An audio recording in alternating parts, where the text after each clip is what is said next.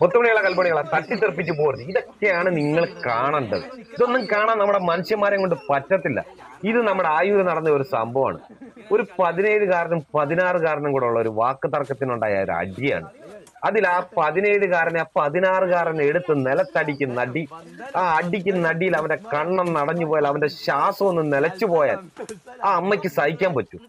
ഈ വീഡിയോ കണ്ടിട്ട് ആ അമ്മയ്ക്ക് സഹിക്കാൻ പറ്റും? പറ്റിയില്ല. ആ മക്കൾക്ക് വേണ്ടി സ്വന്തം ജീവിതവും സുഖവും മറന്ന് അന്യരാജ്യത്ത് പോയി കിടന്ന് കഷ്ടപ്പെടുന്ന അമ്മ അവിടെ ഇരുന്നുണ്ട് ആ വീഡിയോ കണ്ടപ്പോൾ അവരുടെ നെഞ്ചു പൊടിഞ്ഞിട്ടാ ഇത് പറഞ്ഞത്. ഒന്ന് ആലോചിച്ച് നോക്കിയേ. എടാ മോനെ, നിന്റെ വീട്ടിൽ നിനക്കൊരു അമ്മയും അച്ഛനും ഇല്ലേ?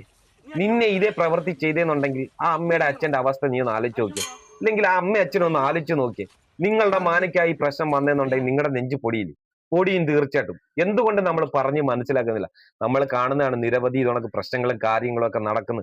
എത്ര എത്ര മരണങ്ങൾ നടക്കുന്നു.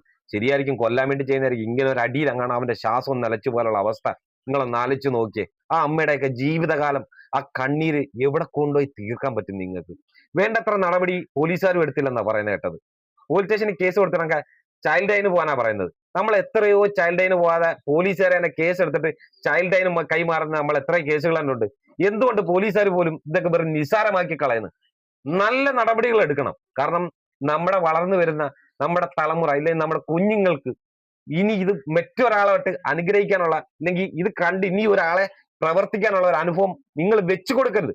പോലീസുകാർ നടപടി എടുക്കണം, ശക്തമായ നടപടി എടുക്കണം. നിസ്സാരമായി തള്ളിക്കളയരുത്. എന്ത് കാര്യം?